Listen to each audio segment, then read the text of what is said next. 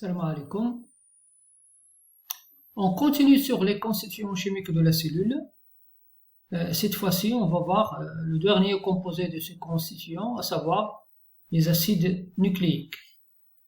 Les acides nucléiques sont donc des macromolécules organiques de très longues chaînes nucléotidiques, c'est-à-dire ce sont des polymères polynucléotidiques, autrement dit.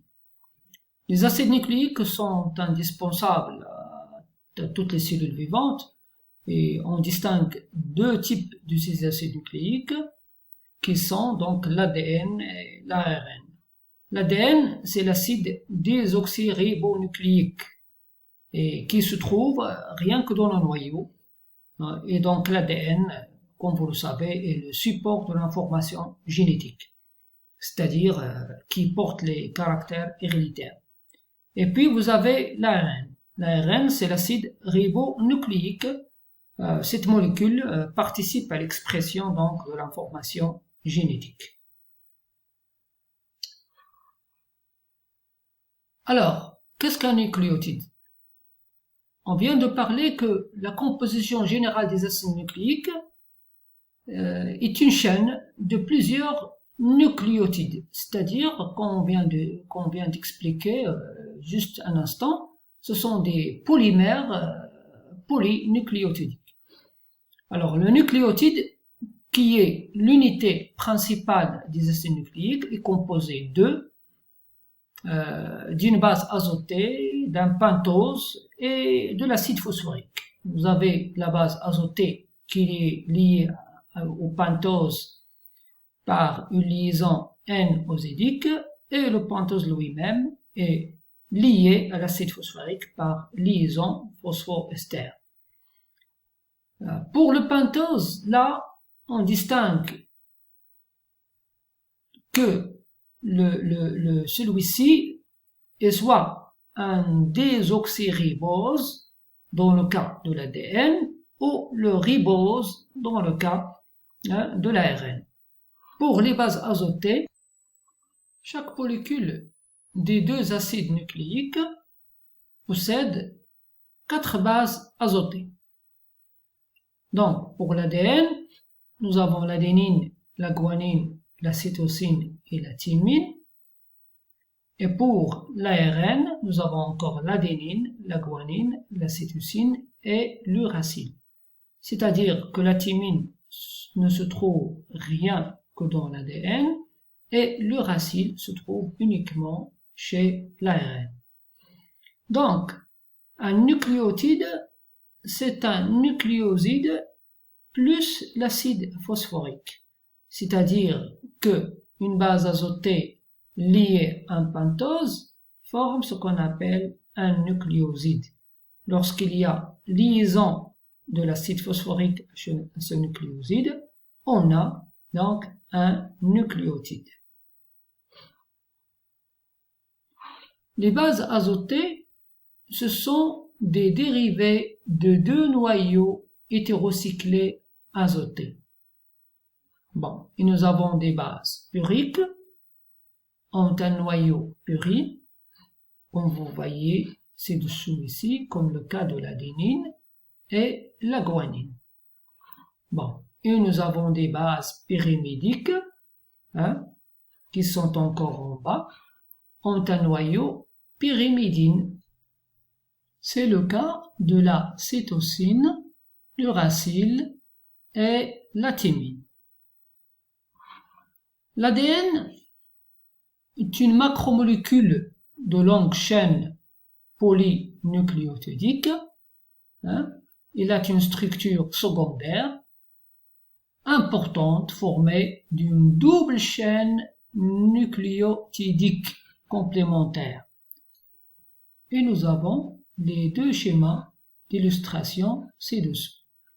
Comme vous voyez, sur ces deux schémas, nous avons deux brins d'ADN qui sont en hélice, l'une qui complète l'autre, d'où la structure secondaire de l'ADN.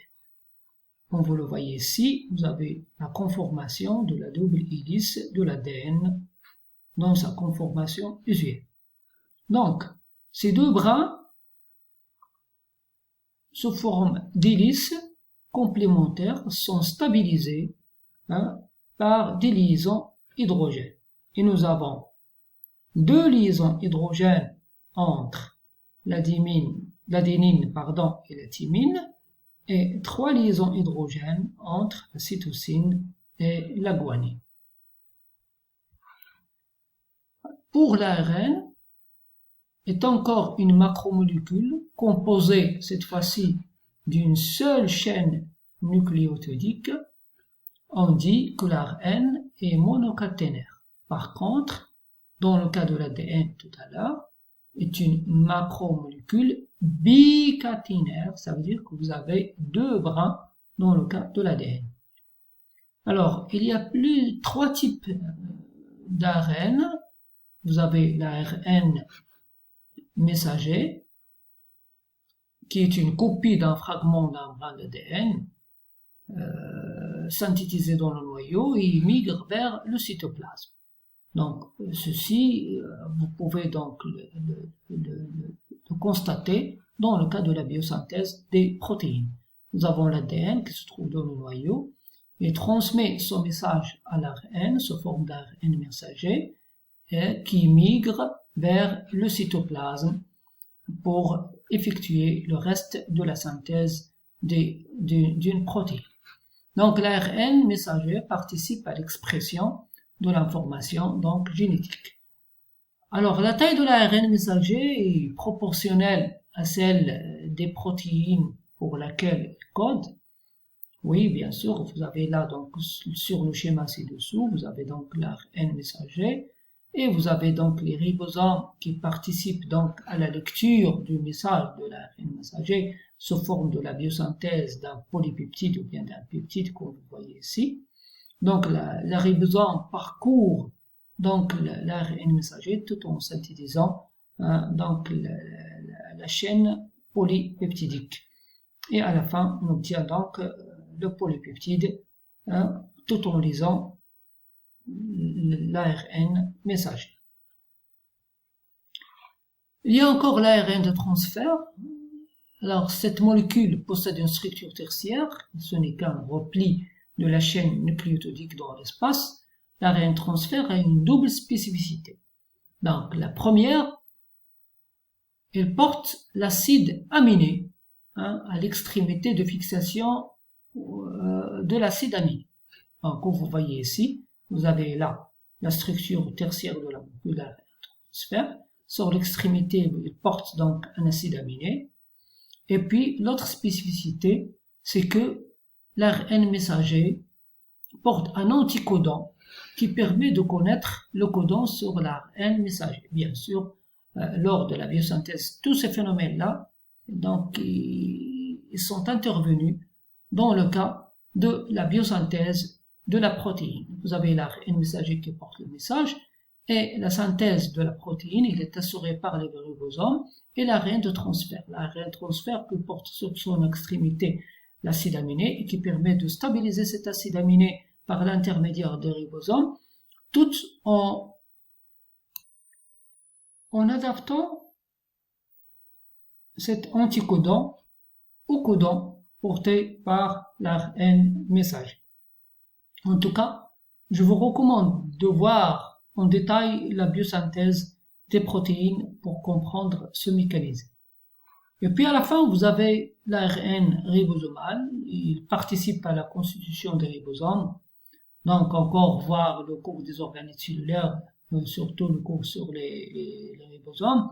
Et les ribosomes sont formés de deux unités. Vous avez une petite sous-unité et une grande sous-unité. Et les ribosomes sont construits presque les deux tiers d'ARN et le 1/3 des protéines. Donc voilà donc pour les acides nucléiques et on s'arrête là et la prochaine fois on va voir donc le prochain chapitre du cours sur la membrane plasmique. Merci.